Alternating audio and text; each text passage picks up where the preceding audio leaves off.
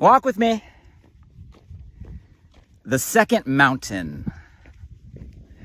That was the topic of a recent conversation I found myself in. I was in a mastermind, a little private, casual huddle, if you will, with a bunch of just really inspiring entrepreneurs, all CEOs and owners of their own companies, large companies.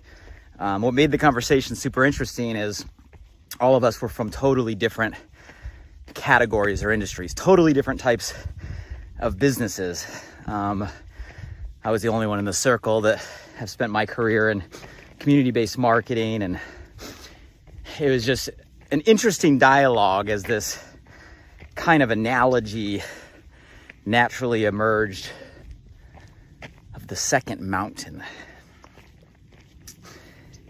And I use the term analogy because I know I'm in the middle of hiking a mountain right now, but I'm not talking about the physical mountains we may be walking up on the weekends, but the second mountain when it comes to our life's ambitions.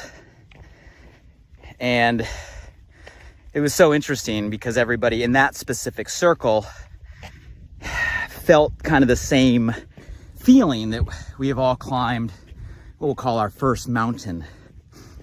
Different, like totally different, about this concept of a second mountain.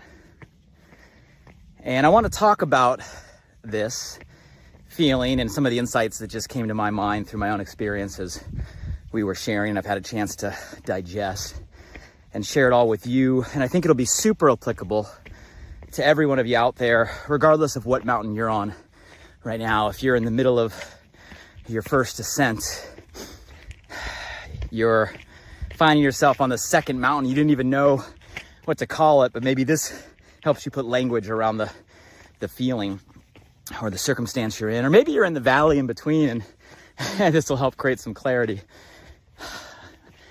But it was super valuable and inspiring for me, and I want to share just some thoughts with all of you on the second mountain. Before I do, who's by my side? Look at the sun is out. Rain has stopped. Dirt is dry. Trails are clear. Drop a comment below. Where are you from? Tell me what country. Tell me what city. Say hello below.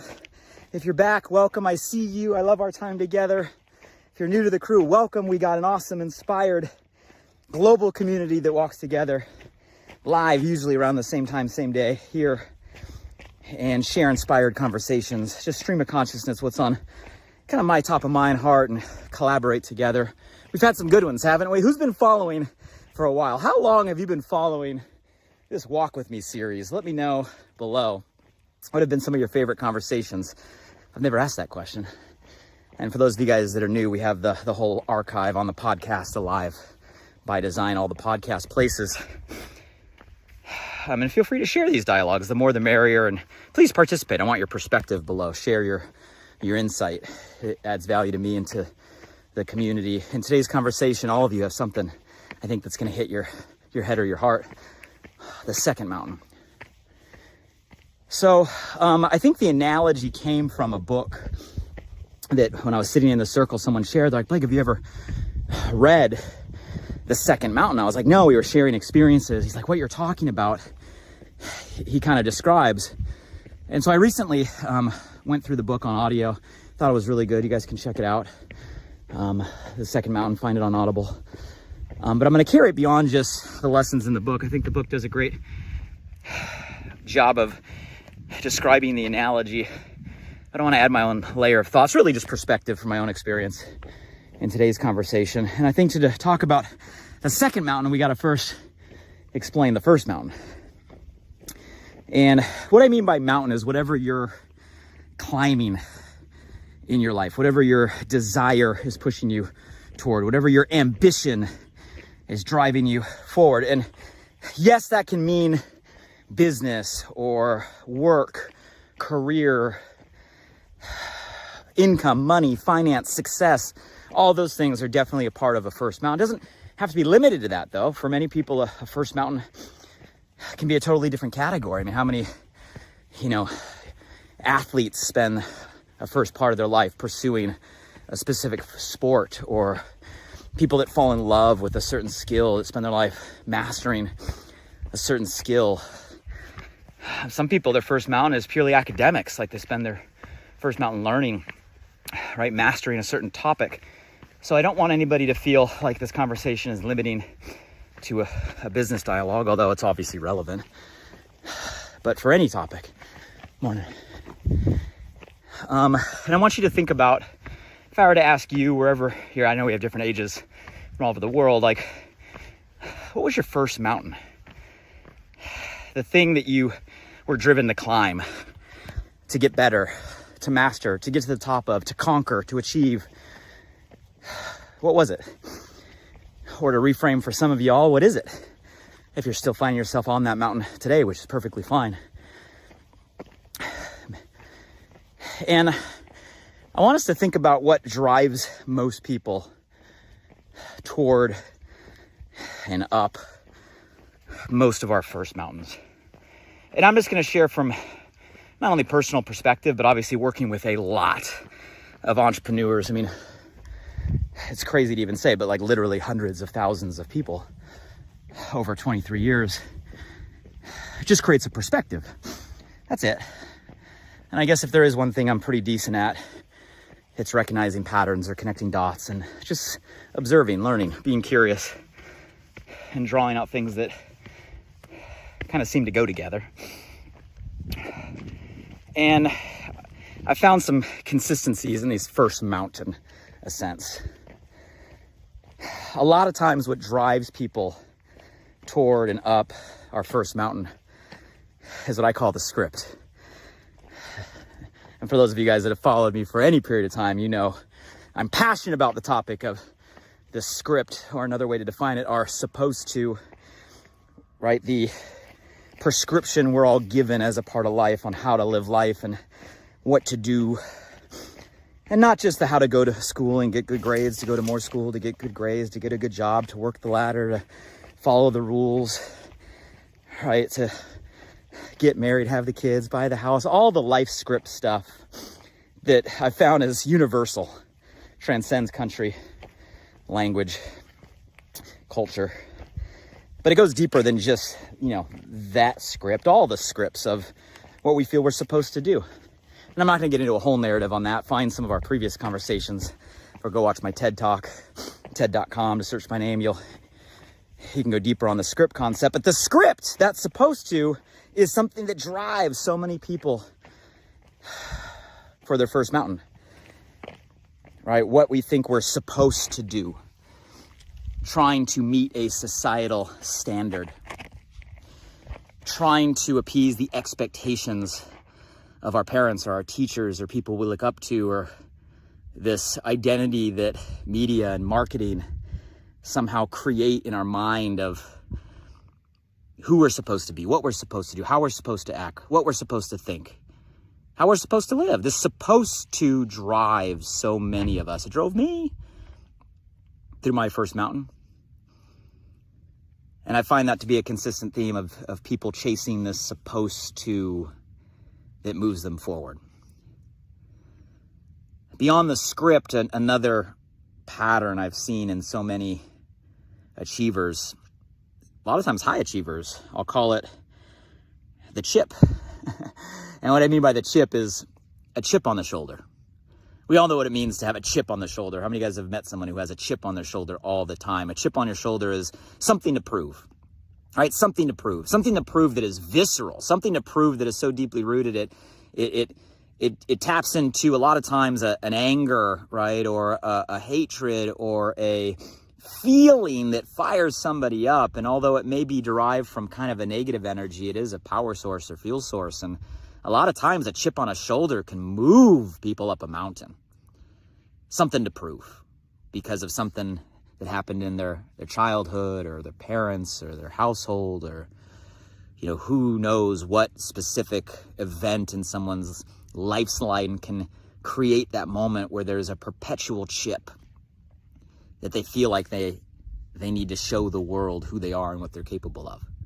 Powerful drivers. Don't get me wrong. Both of these, a script and chasing supposed to, a chip and something to prove to others are powerful drivers. And those help a lot of people run up the first mountains in life. I'm sure as I'm saying all of this, you maybe can relate to some seasons in your life where you maybe had one or both of those, or maybe there's people that come into your mind that you can say they're chasing the script, or they're the one with the chip. They're powerful drivers. You know, it's interesting if you look at both of those, the fuel source, the energy, the power comes from a lens or a perspective of what others think. Isn't that interesting? When we're chasing supposed to, we're moving toward an identity that others have defined us. When we have a chip on our shoulder, we're running in a direction to prove others wrong. Both those fuel sources are direct connection to people outside us.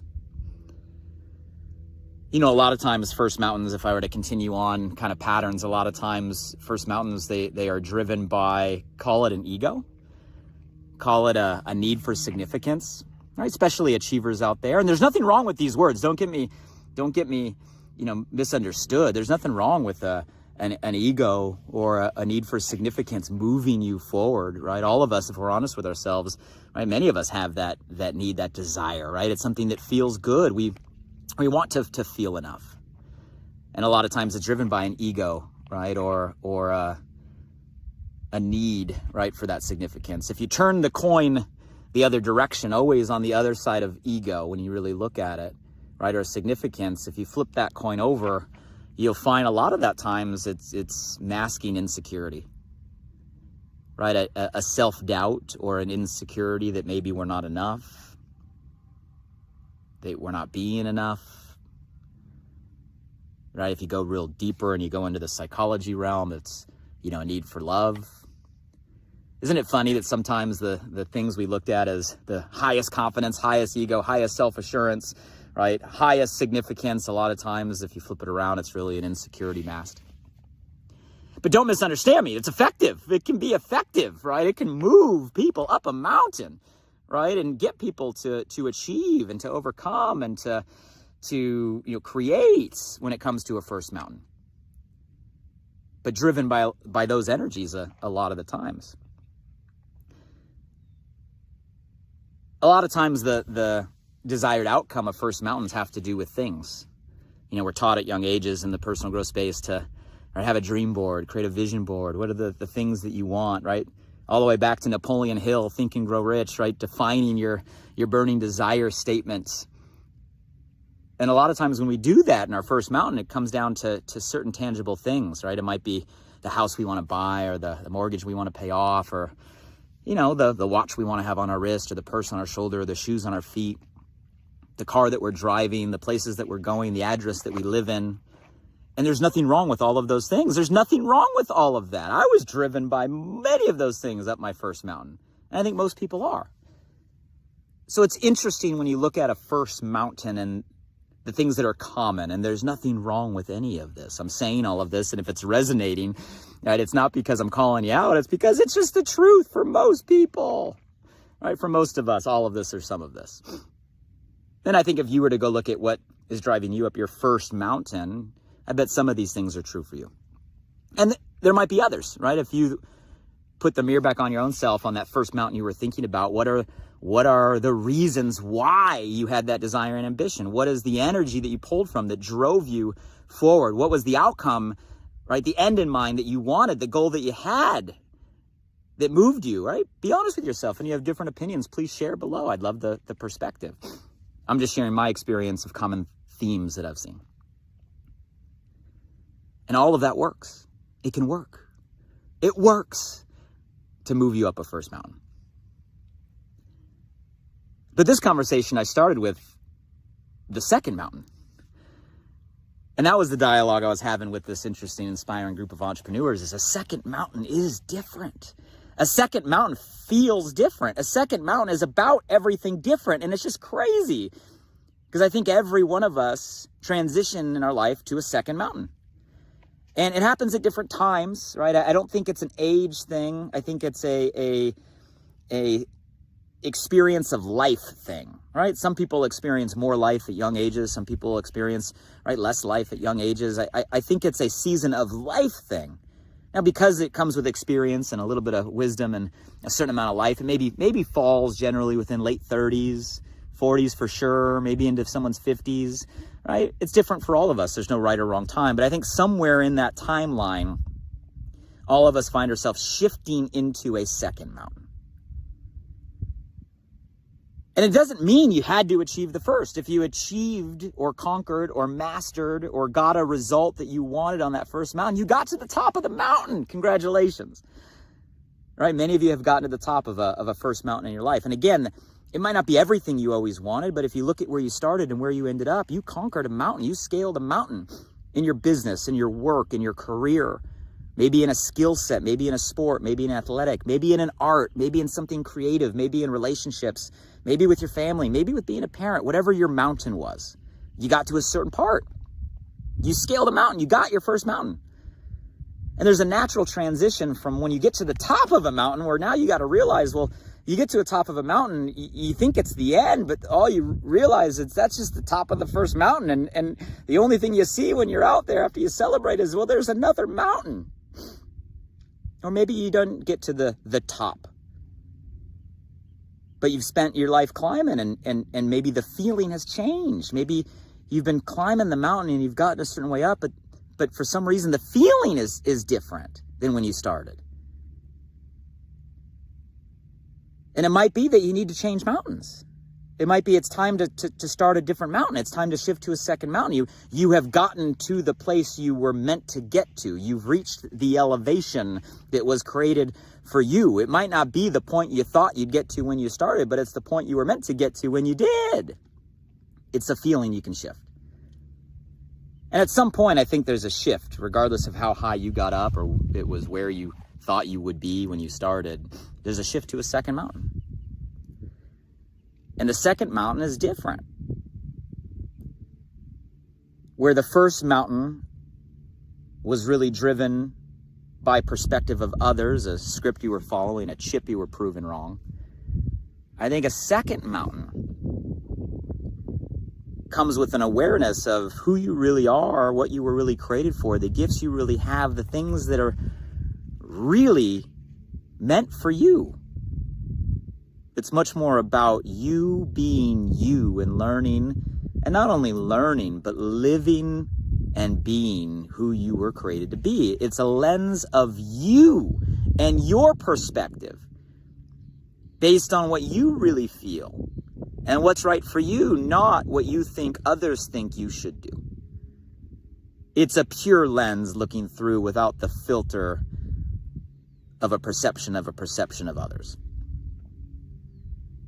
And I think that comes with a certain season of life and a coming of age and an amount of experience where you start to realize who you are and you stop filtering yourself based on the perspective of others.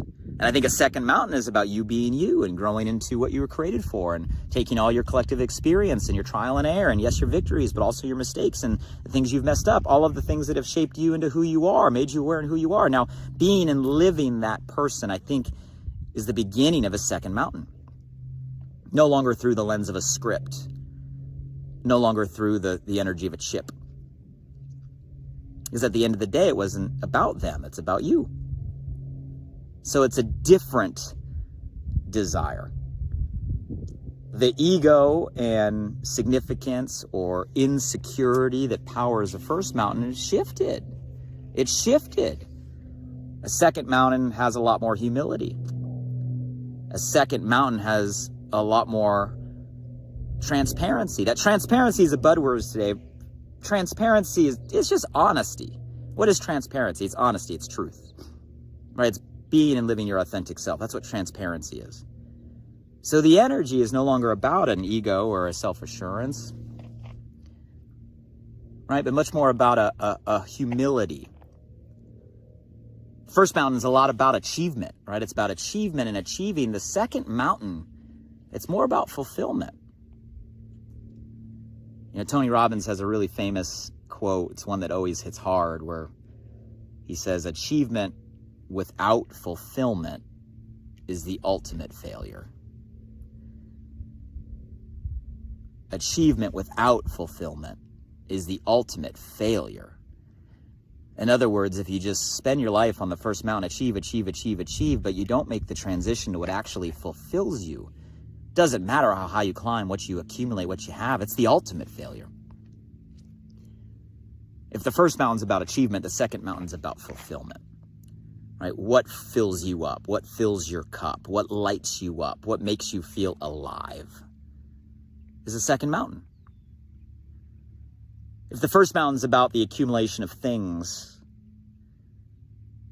right, what you can get, I think the second mountain is more about what you can give.